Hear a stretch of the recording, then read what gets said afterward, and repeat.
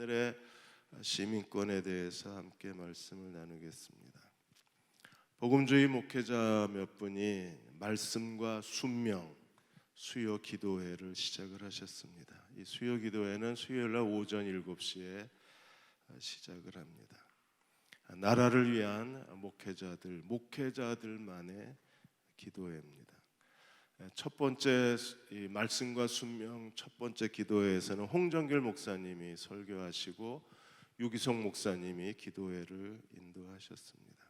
홍정길 목사님은 한국의 지금의 여러 가지 혼란스러운 사태에 대해서 중요한 것은 목회자부터 회개해야 된다고 그렇게 말씀을 하셨습니다. 어떤 정치의 이념이나 진영 논리가 아니라 중요한 건 목회자가 먼저 하나님 말씀 앞에 겸손하게 서자, 말씀 앞에 무릎을 꿇자. 그래서 이 기도의 주제가 말씀과 순명입니다. 하나님 말씀 앞에 우리가 먼저 서자. 목사들이 죄를 먼저 내려놓고 기도하면 하나님이 이 땅을 긍휼히 여기지 아니하실까? 불안해하고 답답해할 것이 아니라 우리가 하나님 앞에 무릎을 꿇고 기도해야 된다고 했습니다. 정치하는 사람들은 정치를 하고 목사들은 하나님 앞에 엎드려 기도하고 우리가 하나님 앞에 엎드려 기도할 때 하나님이 우리의 기도를 들으시고 응답해 주실 것이라고 확신했습니다. 그래서 교회는 말씀과 순명 목회자들의 기도회이기 때문에 저희는 금요기도회를 4월 15일 총선 전까지 금요기도회 때 나라를 위한 기도회로부터 금요기도회를 시작하고자 합니다.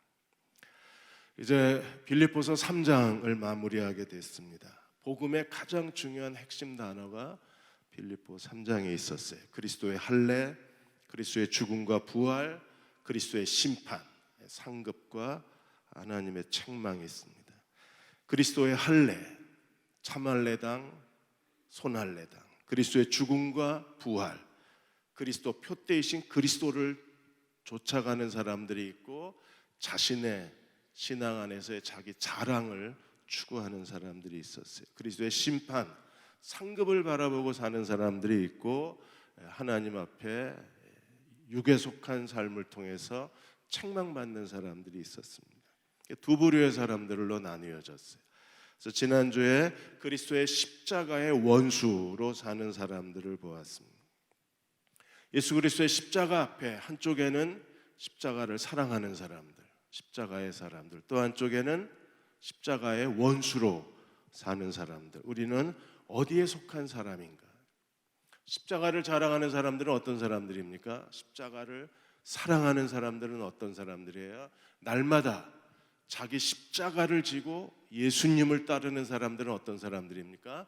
그들은 그리스도의 재림을 기다리는 사람들입니다.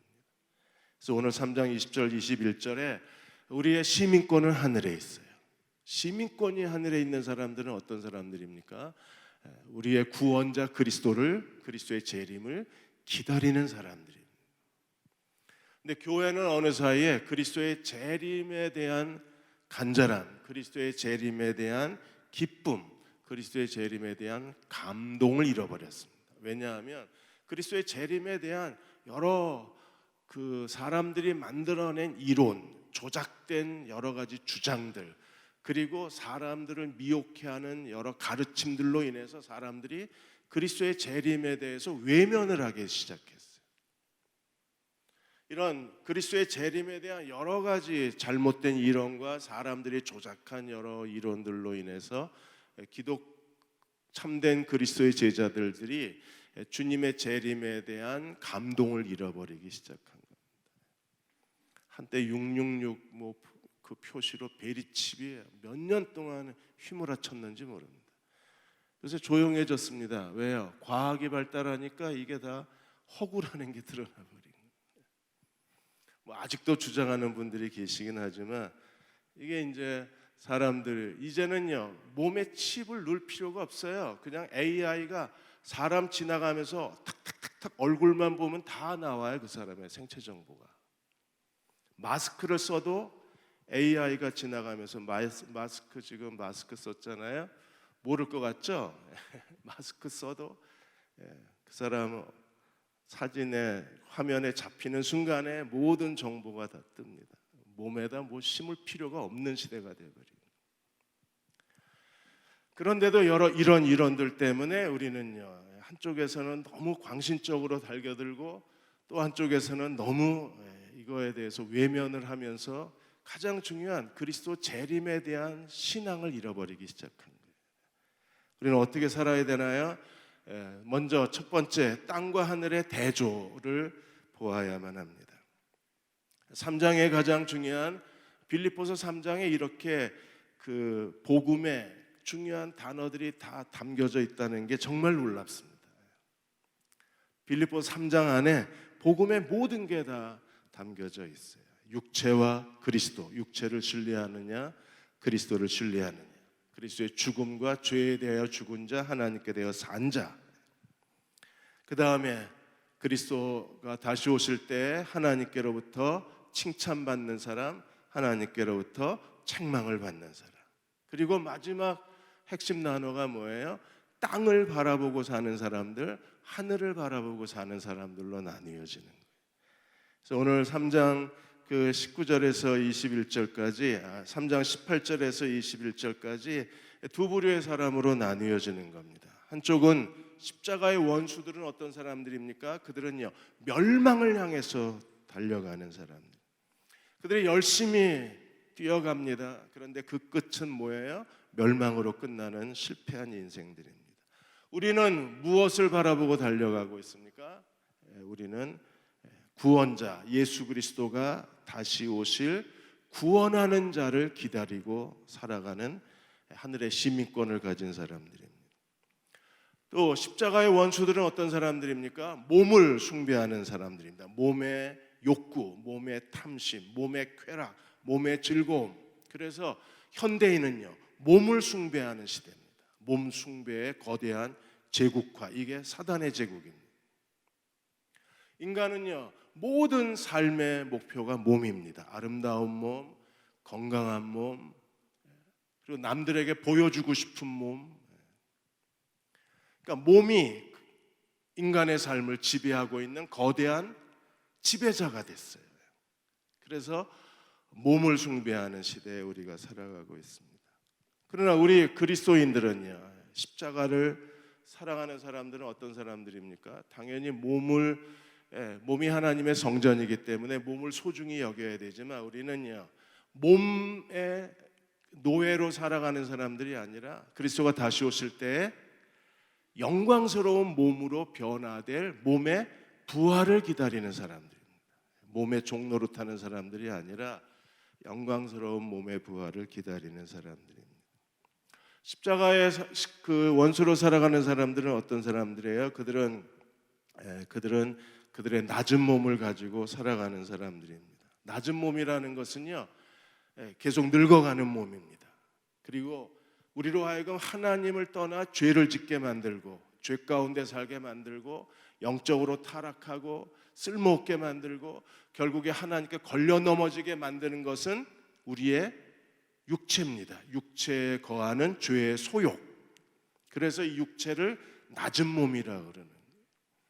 그러나 그리스도가 다시 오시면 이 낮은 몸이 무엇로 바뀌어요? 영광스러운 몸으로 바뀌고 신령한 몸으로 바뀌게 될 것입니다. 십자가의 원수로 사는 사람들은 땅의 일만 생각하는 사람들입니다. 그러나 우리는요, 우리의 시민권은 어디에 있어요? 하늘에 있는 사람들. 우리는 어떻게 삽니까? 높은 하늘을 살아가는 사람들입니다. 높은 하나님 나라를 추구하는 사람들이 그리스도의 종들이요, 그리스도를 사랑하는 사람들입니다. 만일에 우리가 구원받고 난 이후에도 이렇게 하나님이 우리에게 주신 높은 하늘을 추구하지 않고 사는 사람이 된다면, 여전히 십자가의 원수처럼 살면 어떻게 될까요? 그 사람은 부끄러운 구원을 받을 수밖에 없다고 했습니다. 고린도전서 3장 15절에 누구든지 그 공적이 불타며 해를 받으리니 그러나 자신은 구원을 받되 어떻게 받아요? 불 가운데 받은 것 같으리라. 그래서 이 구원을 부끄러운 구원이라 그래요. 여러분, 구원이 부끄러운 구원이 있고 자랑할 만한 구원이 있나요? 구원이 상류층 구원이 있고 하류층 구원이 있나요? 구원은 다 영광스러운 겁니다. 그렇죠? 하나님이 우리에게 주신 최고의 선물이 뭐예요? 우리를 구원하신 겁니다. 그런데 왜 불 가운데에서 겨우 구원을 얻은 것 같다 그러셨을까요? 왜 부끄러운 구원이라는 말이 나왔을까요? 이 사람들은 어떤 사람들이에요? 구원의 기쁨, 구원의 감격을 잃어버리고 사는 사람들이에요. 구원의 기쁨이 없어요. 구원의 감사를 잃어버렸어요. 구원받았다는 것에 대한 거룩한 희열을 망각해버리고 사는 사람들. 그래서 그들이 받은 구원은 영광스러운 구원이지만 그 영광스러운 구원을 이 사람들은 뭘로 취급을 했어요? 부끄럽게 취급을 한 사람입니다. 그래서 구원이 부끄러운 게 아니라 십자가의 원수로 사는 사람들은 하나님이 주시는 구원을 부끄럽게 만든 사람들입니다. 이해가 되셨어요? 정확하게 이해하셔야 합니다.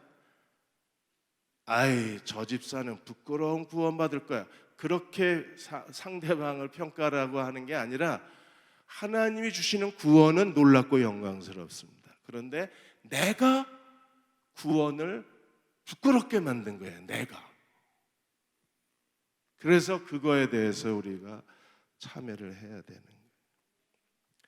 유기성 목사님이 기도회 때 이렇게 기도를 하셨습니다.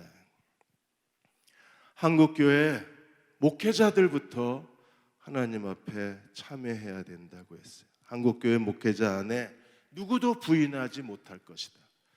누구도 아니라고 말할 수 없다. 누구도 이 사실을 인정할 수밖에 없다. 그것은 목사 안에, 목회자들 안에 탐심과 영적 지도자들 안에 탐심과 탐욕과 거짓과 시기와 분열과 음란의 죄가 우리 안에 있다는 거예요. 목사든 전도사든 장로든 교회의 영적 지도자들에게 뭐가 있어요?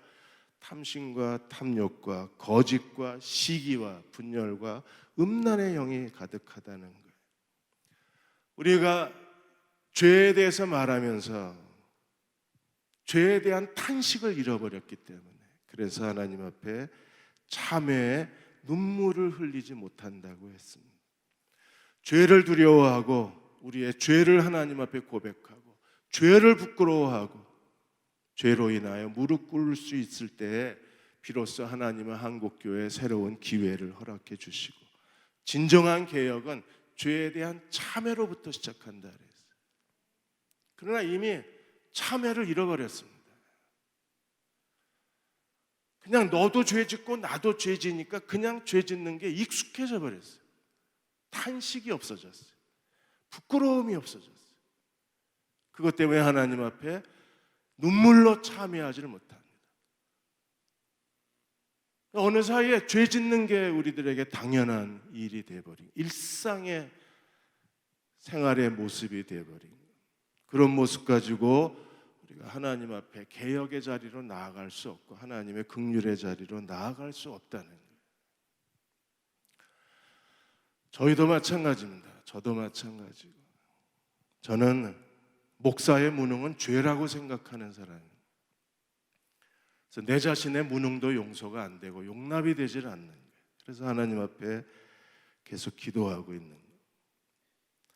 두 번째로, 우리는 어떤 사람이 돼야 합니까? 재림을 기다리는 사람이어야 합니다. 오늘 가장 중요한 두 가지 주제가 2장, 3장 그 18절에서 21절까지 가장 중요한 핵심 단어가 십자가와 재림이라는 단어입니다.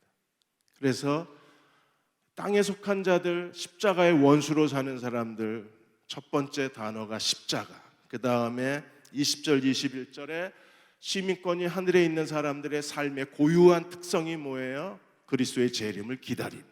그래서 십자가와 재림이 가장 중요한 3장의 마지막 단어로 선정이 된 겁니다. 십자가의 원수로 사는 사람들, 십자가를 자랑하고 사는 사람들, 오늘도 자기 십자가를 지고 그리스도를 따르는 주님의 참된 제자들, 그들은 어떤 사람들입니까? 그리스도의 재림을 기다리는 재림의 파수꾼의 영성을 가진 사람들입니다. 십자가를 자랑하는 사람이 재림을 기다리지 않는다. 그거는 가짜입니다. 신앙의 절뚝발입니다. 신앙의 영성이 비어있는 사람입니다. 균형 있는 영성을 가진 사람은, 그리스도의 십자가를 자랑하는 사람은 반드시 그리스도의 재림을 기다리는 사람입니다. 여러분, 십자가를 자랑하십니까? 십자가를 사랑하시나요? 십자가를 사랑하면 어떤 사람이 되어야 합니까? 그리스도의 재림을 기다리는 사람이 되어야 합니다.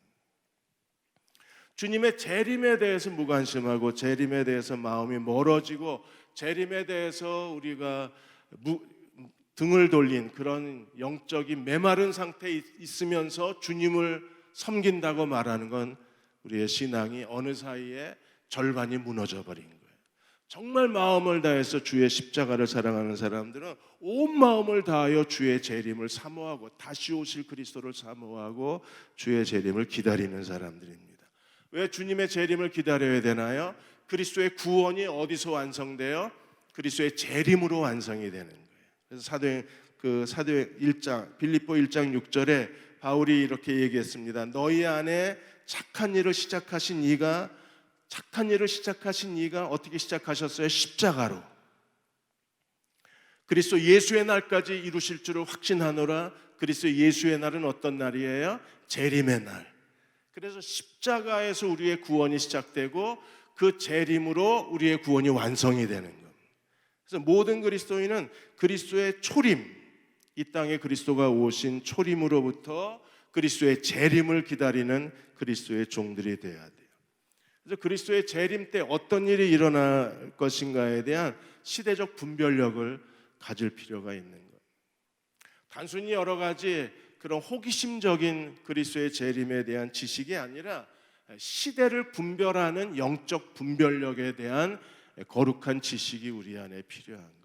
가장 가져야 될 중요한 지식은 무엇입니까? 이제 지난주부터 다니엘서 7장 말씀이 시작이 됐어요. 다니엘서 7장에서 12장까지가 종말에 대한 하나님의 예언입니다. 그러니까 다니엘은 하나의 예언서예요. 그래서 7장, 8장에서 중요하게 생각하는 게 무엇입니까? 네 짐승의 첫째 제국, 둘째 제국, 셋째, 넷째 네 짐승의 황상이 가장 중요한 거예요.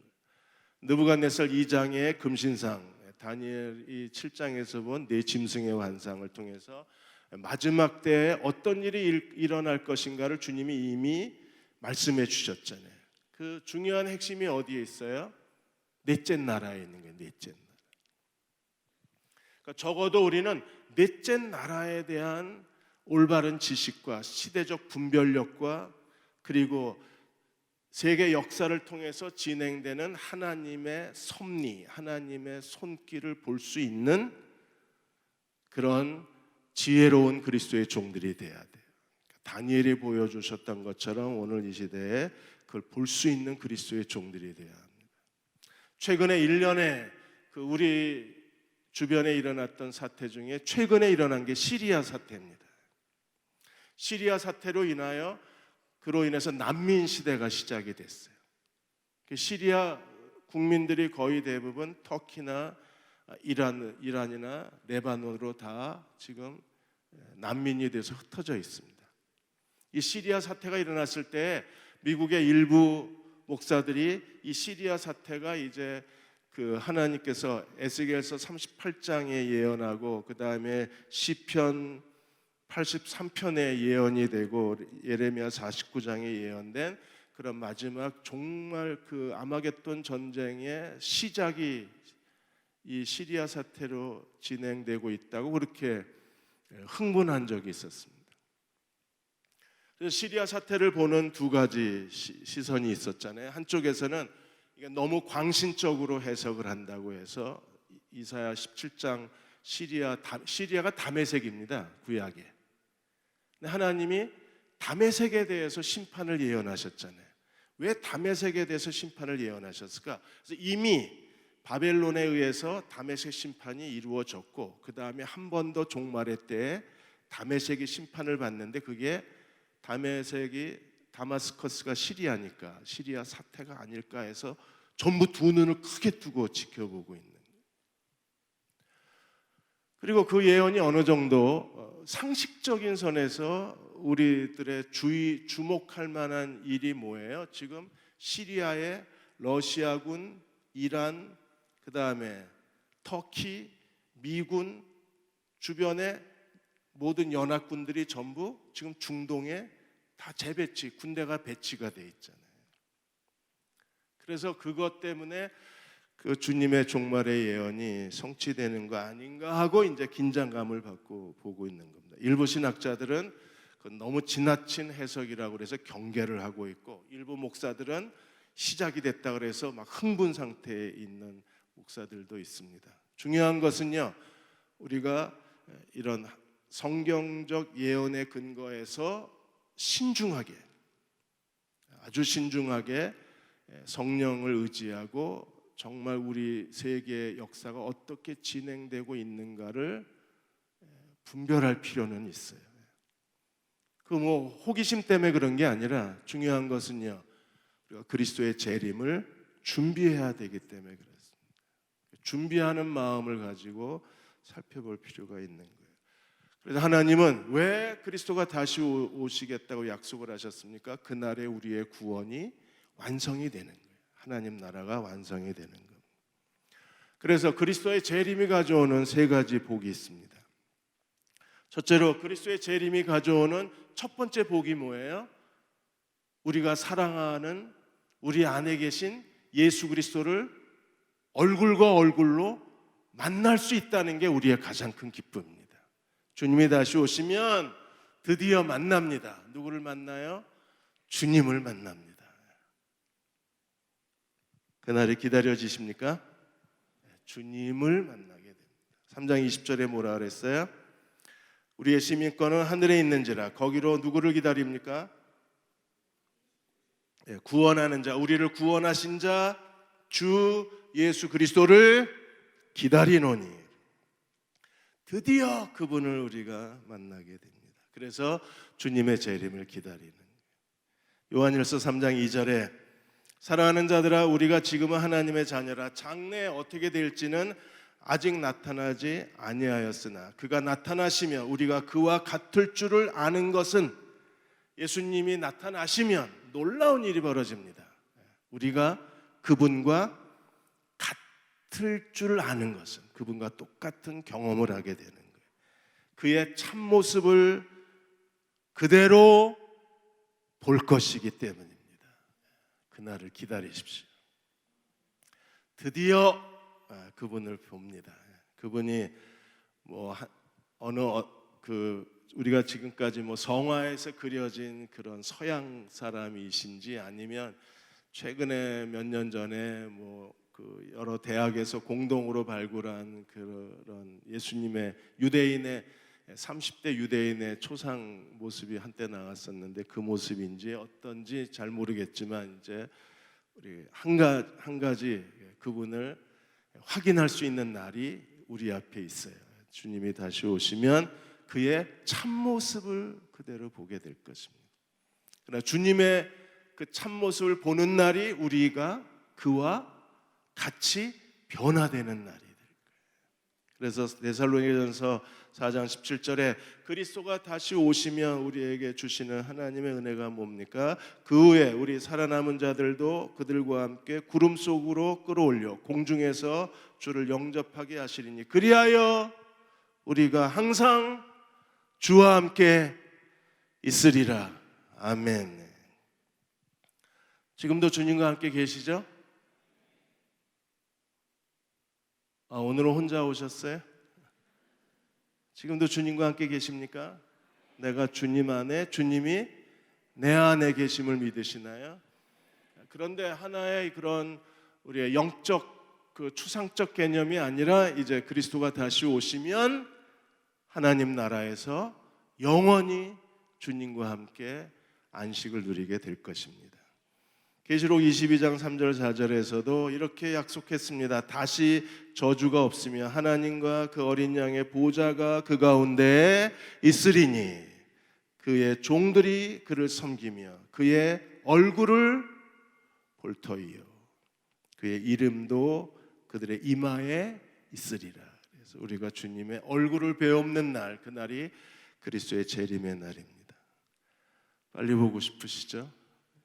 저는 정말 빨리 보고 싶습니다. 쉽게 풀어쓴 마가복음 이야기, 이동원 목사님이 그 책에서 윌버 체프먼 교수의 이야기를 실었습니다.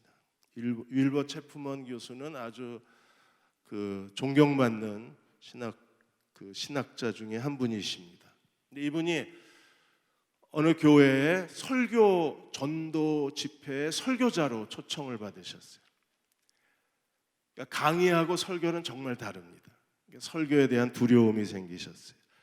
그 체프먼 교수가 두려워하는 걸 알고 거기에 있던 그 교회 지도자 중에 한 분이 체프먼 교수한테 오늘 이 예배실에 그 기도의 성자로 알려진 잔 하이드 목사님도 와 계시다고. 그분은 어떤 뛰어난 저술가나 설교자는 아니지만 기도 사역을 통해서 많은 사람들에게 영감을 불러일으키신 분이셔서 그분의 별명이 기도의 성자예요. 그분하고 기도만 하면 누구나 다 기도의 사람으로 바뀝니다. 잔 하이드 그분이 와 있다는 얘기를 듣고 체프먼 교수가 내가 기도받고 싶다고 해서 그 잔 하이드를 그 대기실로 모시고 와요. 그래서 그 앞에 체프먼이 무릎을 꿇습니다. 설교를 해야 되는데 두려움이 있습니다. 저를 위해서 기도해 주십시오. 그러자 이제 잔 하이드가 체프먼 어깨에 손을 얹고 그리고 한 손을 잡고 한 손을 얹고 기도하는데 5분이 지나도 아무 기도 소리가 안 나요. 10분 동안의 그 긴 침묵이 지났는데 거의 10분이 됐을 때에 이 잔 하이드가 단 한마디 기도를 했습니다. 하나님, 우리에게 영광을 보여주십시오. 주님의 영광을 보여주십시오. 그 한마디 기도를 했는데 그 순간에 체프먼 교수님이 정말 신비로운 체험을 합니다. 갑자기 마음에 환한 빛이 들어오고 뜨거운 하나님의 은혜를 체험하게 돼요. 그 10분 동안의 침묵 속의 한마디에 하나님의 영광을 보게 해주십시오. 그 기도가 체프먼 교수를 완전히 바꿔놓아요. 그래서 그분이 자기의 책에서 자주 그날의 얘기를 해요. 그 한마디의 기도. 나는 그날 기도를 배웠다. 기도는 하나님의 임재 속으로 들어가는 것이며 하나님의 영광을 보는 것이다. 하나님의 임재 속에 들어간 사람들이 부끄러워하는 걸 부끄러워합니다.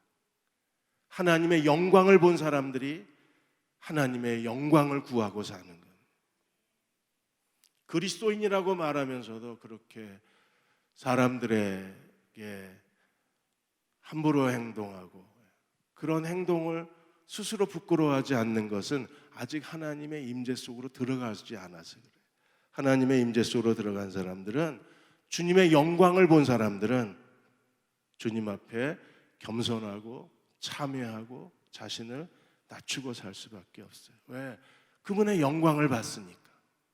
낮추라고 강요하지 않아도 스스로 자기를 낮출 줄 아는 사람이 되는 거예요. 우리가 그리스도의 재림을 기다리는 두 번째 복이 무엇입니까? 우리의 낮은 몸이 영광스러운 몸으로 바뀌는 부활을 체험하게 됩니다. 너희의 신은 배라 그랬어요. 십자가의 원수로 사는 사람들은 너희의 신은 너희 배다 그랬어요. 배. 배가 신이라는 건 무슨 뜻이에요? 몸이 신이라는 거예요. 인간의 이 탐심과 온갖 몸의 욕구가, 몸의 쾌락이 우리를 지배하는 신이라는 거예요. 우리는요, 이 낮은 몸이 그리스도가 다시 오셨을 때 우리로 죄짓게 만들고 하나님에게 방황하게 만들고 하나님에게서 나태하게 만드는 이 육체가 언제 바뀌어져요? 그리스도가 다시 오실 때 육체의 부활을 체험하게 됩니다.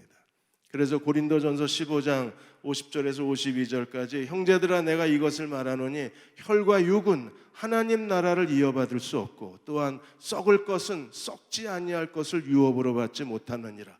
이 우리가 가지고 있는 이 죄의 본거지, 죄성을 가지고 있는 이 혈과 육을 가지고는요 하나님 나라 상속을 못합니다. 그래서 반드시 이 육체가 바뀌어야 돼요. 썩지 아니할 것으로 바뀌어서 우리가 영원히 하나님 나라에서 살게 되는 거예요.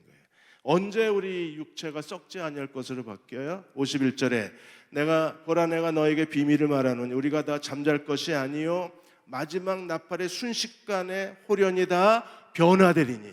주님이 재림하시면 우리가 다 변화가 되는. 먼저 순서가 있습니다. 무덤 안에 있는 사람들이 먼저 부활하고 그리고 살아있는 우리가 변화가 일어나게 될 거예요. 그래서 52절에 나팔 소리가 나면, 나팔 소리는요 주님의 재림의 날 일어나는 일입니다. 주께서 천사의 호령과 나팔 소리로 하늘로 쫓아 강림을 하시면 죽은 자들이 썩지 아니할 것으로 다시 살고 우리도 변화되리라. 그날을 기다립니다. 이 몸뚱이 가지고 사는데 지쳤어요. 얘가 아주 하나님 섬기는데 너무 무거운 짐덩어리입니다. 예. 살도 찌고 혈액순환도 안 되고 점점점 몸은 늙어가고 병들고 고장이 나는데 그냥 육체적으로 고장 나는 건 상관이 없는데 이 몸뚱아리 때문에 우리가 하나님께 쓰임을 못 받는 거예요. 몸뚱아리 때문에. 근데 언젠가 그리스도가 다시 오시면 이 무거운 짐덩어리였던 인간의 이 썩어질 육체가 썩지 아니할 육체로 완전히 바뀌어지는 거예요. 그래서 그리스도와 함께 죽은 육체들이 그리스도와 함께 다시 부활하게 돼요. 인간의 세 가지 요소가 있다고 말씀드렸습니다. 지, 정, 의, 그리고 영혼, 육이 있다고 그랬습니다. 이 인간의 세 구조, 데살로니가서 5장 23절에 온 영과 혼과 육이 이렇게 3분서를 얘기하기도 하고 어떤 분들은 2분서를 얘기하기도 하는데 인간의 세 가지 구조가 하나님의 인간의 구조에 따라서 하나님의 성전이 만들어진 거예요. 지성소에는 하나님만이 거하십니다.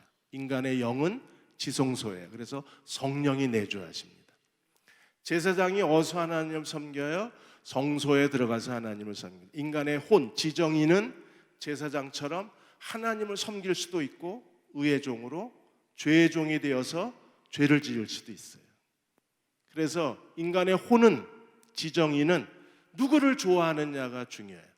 하나님을 사랑하면 의의 종으로 살고 죄를 더 좋아하면 죄의 종으로 살고 그 다음에 육체는요 인간의 생명을 보관하는 그릇입니다.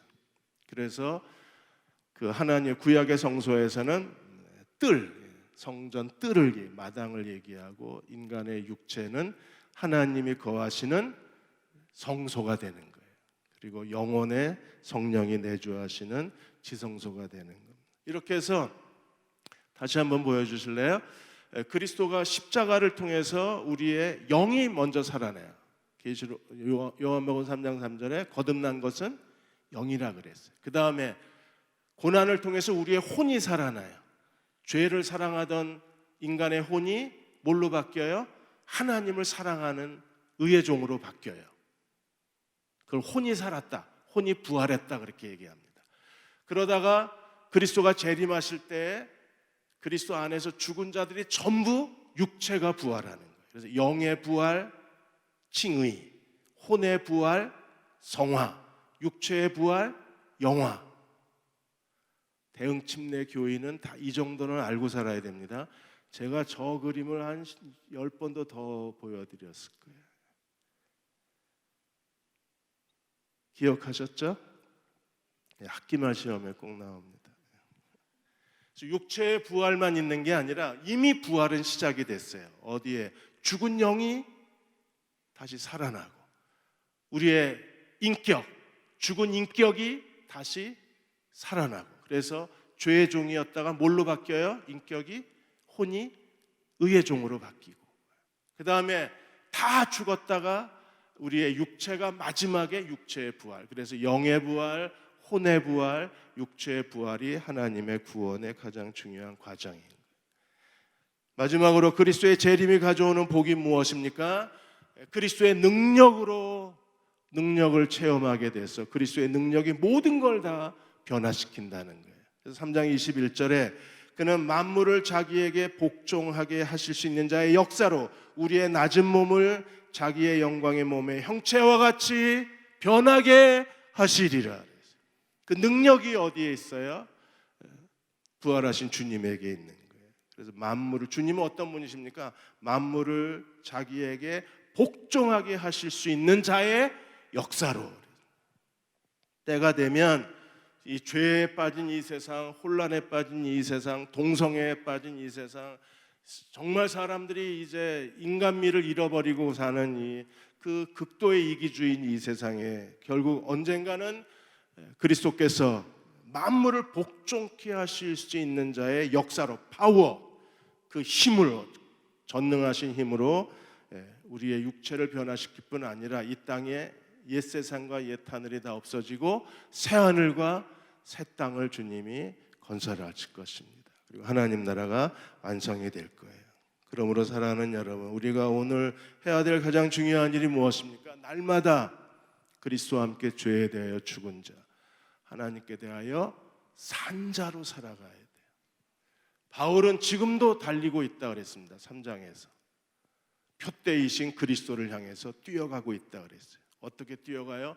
어떻게 해서든지 주의 고난을 본받아 주의 죽으신 대로 죽음을 경험하고 그리스도의 부활을 체험하고자 그는 지금도 달려가고 있다 그랬어요. 우리도 그리스도가 다시 오실 때까지 그렇게 주의 고난, 주의 죽으심, 주의 부활을 체험하는 그리스도의 종들이 되어야 합니다. 어떻게 그렇게 될 수 있을까요?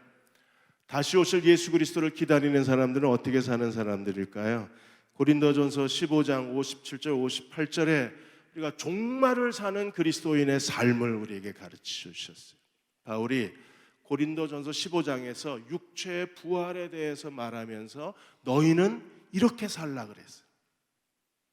그리스도의 재림, 육체의 부활, 그분이 우리의 낮은 몸을 영광의 몸으로 변화시킬 것입니다. 만물을 복종케 하실 것입니다.